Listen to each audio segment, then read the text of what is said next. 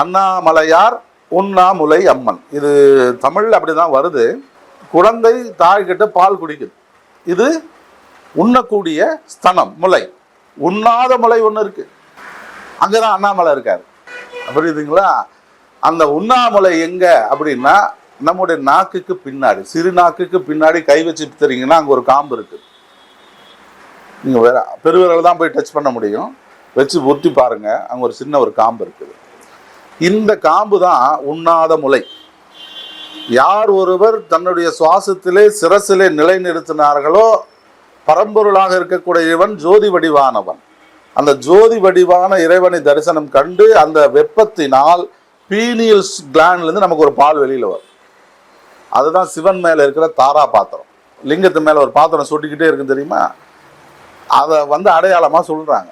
நமக்குள்ள அப்படி ஒரு பாத்திரம் இருக்குது. அந்த அண்ணாக்களிலிருந்து பால் சுரந்தால் அதுவே அமிர்தம்.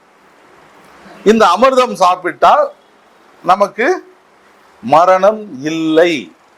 அப்படி சாப்பிட்டவர்களே ஞானியர்கள், அப்படி சாப்பிட்டவர்களே சித்தர்கள். எல்லாமே இந்த காற்றை கொண்டு போய் தான் நம்ம கவனத்துக்குள்ள சொன்னாங்க. அப்ப காற்று எவ்வளவு முக்கியமானதுங்கிறது நமக்கு இங்க புலப்படுது இல்லையா?